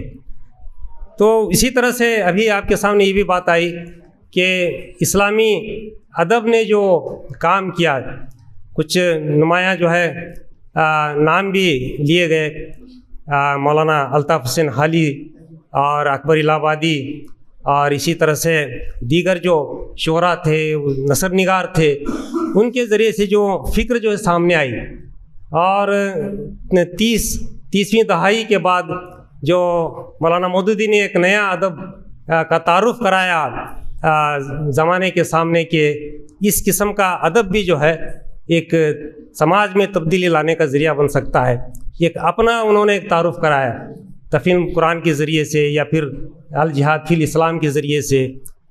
اس طرح سے جو ہے اب دنیا کے اندر ہم دیکھتے ہیں کہ ترقی پسند ادب کی اہمیت اتنی نہیں رہی اب، لیکن ایک دوسرے ایک طرز فکر کو اختیار کرنے والے ادب جو ہے ہم سماج کے اندر دیکھتے ہیں، اور اباحیت پسندی کا جو ادب آج کل نمایاں ہو رہا ہے، تو اس کے مقابلے کے اندر جو ہے ایک نئے ادب کی ضرورت ہے، اور ایک نیا ادب جب آ جائے سماج کے اندر، جو سماجی جو اقدار ہیں، جو اس کے ویلیوز ہیں، اس ویلیوز کی اہمیت اور افادیت کو سامنے رکھ کر اس کی بنیاد پر ایک نئے معاشرے کی تشکیل کے لیے ایک نئے ادب کی ضرورت ہے، اور وہ ادب جو ہے یہ اردو کے ذریعے سے ہمارے سامنے جو ہے لانے کی بھی ایک ضرورت ہے۔ اس سلسلے میں ہمارے تحریک اسلامی نے جو ادارہ قائم کیا ہے، ادارہ ادب اسلامی، تو اس کا مقصد یہی ہے کہ ایک اس انسانی اقدار پر مبنی، اسلامی اقدار پر مبنی جو ہے ایک نئے ادب کی تخلیق کی جائے، جس کے ذریعے سے انسانی سماج کے اندر کچھ ایسی تبدیلی آ جائے جس کا سماج کا تزکیہ ہو، اس کی تربیت ہو، اس کے ذریعے سے انسانوں کو جو ہے ایک عدل و انصاف والی جو ہے ایک اس کی ایک زندگی میسر آ جائے۔ اور یہ اسلامی ادب ایسا ادب ہے جس کے ذریعے سے دنیا سے لے کر جو ہے مرنے کے بعد کی زندگی تک یہ محیط ہے۔ تو اس قسم کی جو ہے ادبی اس کے اندر کوشش ہونی چاہیے، اور اس کے لیے وہ کوشاں بھی ہے۔ اللہ کا احسان ہے کہ تحریک نے جس مقصد کے خاطر ان اداروں کو قائم کیا ہے، وہ ادارے جو ہے اس مقصد کو حاصل کرنے کے لیے رواں ہیں۔ اور ہمارے ہاں بیجاپور کے اندر بھی یہ ادارہ ادب اسلامی مشاعرے تو کرتے رہتا ہے، لیکن اس قسم کے جو ہے یہ کانفرنسیں ہوں یا نشستیں ہوں بہت کم پیمانے پر ہوتی ہیں۔ اب ایک ریاستی سطح کا ایک پروگرام ہوا ہے، بہت خوشی کی بات ہے۔ اس قسم کے بھی نشستیں اگر وقتاً فوقتاً یہاں کی شاخ کرتی جائے تو پھر جو ہے اس کے اثرات بھی بیجاپور شہر کے اندر ہو سکتے ہیں، کیونکہ بیجاپور شہر ایک کیپٹل سٹی رہا ہے ایک بڑی حکومت کا، اور ایسی حکومت جس نے 1565 کی تالیکوٹ کی جنگ کے بعد بہت سارے اس کے اندر تبدیلیاں آئے ہندوستان کے اندر، تو یہ ایک ایسا صدر مقام ہے. لیکن مجھے افسوس بھی ہوتا ہے کہ یہاں کے بہت سارے افراد کے اندر اس قسم کی دلچسپی نہیں پائی جاتی ہے. ادارہ ادب اسلامی کے میں افراد سے کے ذمہ داروں سے یہ توقع کرتا ہوں کہ وہ خود جو ہے اس شہر کے اندر اس قسم کی تبدیلی یا دلچسپی پیدا کرنے کی وہ کوشش کریں، تاکہ جو ہے یہاں شہر کے اندر بھی یہ فضا عام ہو جائے. بس میں ان چند کلمات کے ساتھ اپنی بات کو ختم کرتا ہوں. وآخر دعوانا ان الحمدللہ رب العالمین. شکریہ. اب میں صدر کی کلمات پیش کرنے کے لیے جناب فیاض قریشی بنگلور صدر ادارہ ادب اسلامی کرناٹک سے گزارش کرتا ہوں کہ وہ صدر کی کلمات سے بات نحمدہ وصلی اللہ الکریم اعوذ باللہ من الشیطان الرجیم بسم اللہ الرحمن الرحیم. دہس پر بیٹھے ہوئے مہمانان خصوصی، معزز حضرات و خواتین، السلام علیکم رحمۃ اللہ وبرکاتہ.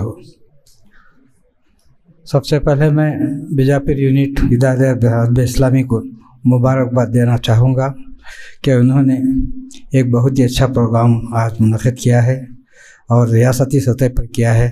یقیناً یہ ذمہ دار جن میں خصوصی طور پر آصف صاحب ہیں اور محمود صاحب ہیں، میں تمام یونٹ کو مبارکباد دیتے ہوئے کہنا چاہوں گا، علامہ اقبال میں ایک شعر ہے، نہیں ہم اس کے قائل کہ کیا کریں تقدیر ہی ایسی ہے، نہیں ہم اس کے قائل کہ کیا کریں تقدیر ہی ایسی ہے، کرو عزم و عمل پیدا بدل جاتی ہیں تقدیریں. تو سامعین حضرات، بہت خوشی ہوتی ہے کہ ادارہ ادب اسلامی بیجاپور ایک عملی قدم اٹھا کر ایک یادگار پروگرام کرنے کیا ہے، اور میں سمجھتا ہوں کہ پروگرام جو اس نے آج کیا ہے ہمیشہ یاد رہے گا. پھر ایک بار میں مبارکباد دینا چاہتا ہوں. حاضرین، اس بات پر غور کریں کہ آج ہندوستان میں مسلمانی کے حالات کیوں ایسے ہو گئے ہیں، اس کے ذمہ دار کون ہیں؟ کیا ادب سے بھی اس کا تعلق ہے؟ اگر ہم سوچیں تو حالات کو بگاڑنے میں جتنا ادب کا تعلق ہوتا ہے، سدھارنے بھی اتنا ہی تعلق ہوتا ہے. ہم دیکھ رہے ہیں کہ ہندوستان بھر میں مشاعرے ہوتے رہتے ہیں، بہت اچھے ہوتے رہتے ہیں، تالیاں اچھی بجائی جاتی ہیں، سب کچھ ہوتا ہے، مگر جو کیفیت پیدا ہونا چاہیے تھے ملت میں وہ پیدا نہیں ہو رہی ہے. اور یقیناً اس بات کا ہمیں شکوہ ہونا چاہیے کہ ہمارے پاس شاعروں کی تو بہتات ہے، مگر نثر نگار کم ہے. نثر نگار ہی وہ افراد ہوتے ہیں جو حالت حاضرہ کی کایا پلٹ سکتے ہیں. اس میں اگر اشعار بھی شاعر، شعراء کرام بھی شاعر میں شامل ہو جائیں تو ایک انقلاب آ سکتا ہے. یہ انقلاب آج اس ملک میں محتاج ہے. ایک انقلاب چاہیے اس ملک میں حالات کو بدلنے کے لیے، اور ادب ان حالات کو کس طرح بدل سکتا ہے آج ہمیں اس غور کرنا چاہیے. ہم تاریخ پڑھتے ہیں مگر دکھ یہ ہے کہ تاریخ سے کوئی فائدہ اٹھا نہیں سکتے. ہم اپنے آبا و اجداد کی تاریخ کی بہت تعریف کرتے ہیں، مگر ہم خود تاریخ بنیں، ہم آنے والے نسلوں کے لیے کیا چھوڑ جائیں وہ اس پر ہم غور نہیں کرتے. اور یہی سبب ہے کہ آج ہم ملک میں اس پریشان صورتحال سے ہے. اور وہ قوم پر خدا بھی رحم نہیں کرتا جو قوم اپنے بچوں پر رحم نہیں کرتے. آج دیکھیے مسلمان بچوں کی کیا حالت ہے. ہم نے ایک جائزہ لیا تھا، 200 بچے اگر پرائمری اسکول میں داخلہ لیتے ہیں تو صرف ایک بچہ SSLC کو آتا ہے، اور اردو سے کٹ رہے ہیں بچے ہمارے تعلق سے. جہاں پہ کانوینٹ ہیں، جہاں پہ پرائیویٹ اسکولس ہیں، وہاں پہ اردو کا کوئی تعلق نہیں ہے. اردو سرکاری گورنمنٹ اردو اسکولس میں جس کا معیار ہونا چاہیے تھا وہ معیار نہیں ہے. تو ہم آنے والی نسلیں اردو ادب کے تعلق سے کیسے پیدا کر سکتے ہیں، یہ آج کا سب سے بڑا سوال ہے. اور میں چاہتا ہوں کہ ادارہ ادب اسلامی بیجاپور جو اس وقت کام کر رہا ہے، مصروف ہے کام کرنے میں، آپ اپنی قوت کو آگے بڑھائے، اور انشاءاللہ مرکزی یونٹ اس کا بھرپور ساتھ دے گی. اور رہی یہ بات کہ ہم اب ایک بات اور میں کہنا چاہوں گا کہ گھروں میں جب تک مائیں اردو کے تعلق سے سنجیدہ نہیں ہوتی وہاں پہ اولاد اچھی اردو دار نہیں بن سکتے.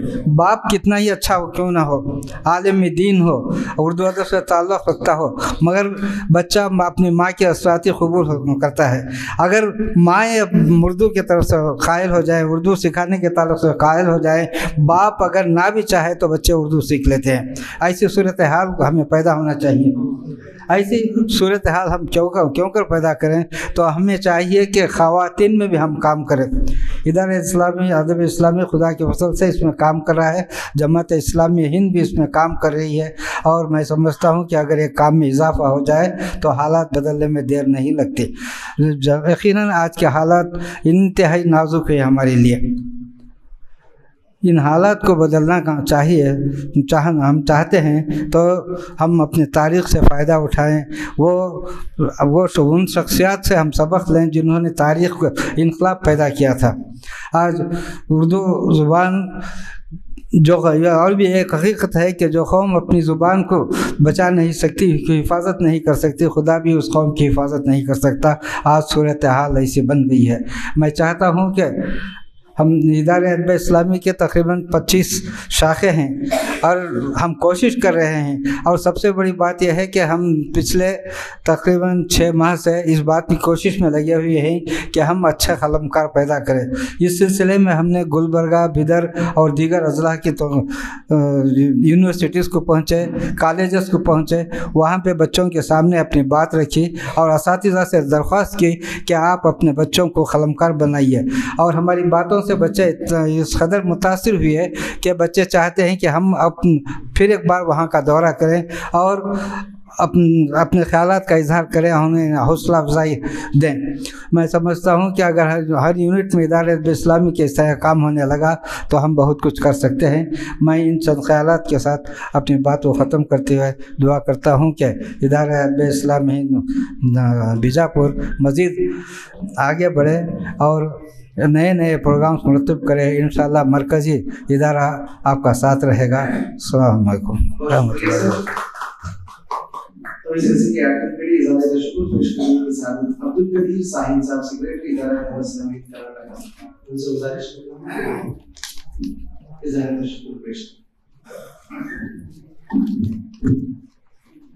نحمد و نصلی علی رسولہ الکریم. شہ نشین پر تشریف فرما صدر اجلاس محترم المقام جناب فیاض قریشی صاحب, صدر ادارہ ادب اسلامی ریاست کرناٹک, اور اس ادبی کانفرنس میں کلیدی خطبہ پیش کرنے والے محترم جناب ابو نبیل خواجہ مسیح الدین, نائب قومی صدر ادارہ ادب اسلامی ہند, و معزز اصحاب وسائل, خطبہ کرام, سامعین و سامعات, السلام علیکم ورحمۃ اللہ وبرکاتہ. ادارہ ادب اسلامی بیجاپور کے زیر اہتمام ایک روزہ یہ ادبی کانفرنس جس کا مرکزی موضوع اردو ادب میں عصری حیثیت, جس کا یہ افتتاحی اجلاس اپنے اختتام کو پہنچ رہا ہے. آج کے اس افتتاحی اجلاس میں ہم نے پرمغز کلیدی خطبہ سماعت فرمایا, جس پر محترم فیاض قریشی صاحب نے صدارتی کلمات پیش کیے, اور محترم جناب نائب صدر ادارہ ادب اسلامی کرناٹک محمد یوسف رحیم میر بدری نے, اور محترم امیر مقامی جماعت اسلامی شہر بیجاپور محبوب علی بڑگانور صاحب نے اپنے تاثرات کا اظہار کیا. اس موقع پر میں آپ تمام کا دل کی عمیق گہرائیوں سے شکریہ ادا کرتا ہوں, ممنون اور مشکور ہوں کہ آپ نے اپنے زرین خیالات سے اس اجلاس کو مستفید ہونے کا ایک زرین موقع فراہم کیا. अब इस इजलास इफ्तिताई इजलास के अख्ताम के बाद इंशाअल्लाह इजलास अव्वल का आगाज़ होगा। मैं आपसे इल्तमास करता हूं कि आप अपने नशिस्तों पर तशरीफ़ रखें। इंशाअल्लाह दूसरा इजलास अव्वल का आगाज़ होगा। मैं फिर एक बार आप तमाम का शुक्रिया अदा करते हुए रुख़्सत चाहता हूँ। वाखिर दवाना अल्हम्दुलिल्लाह।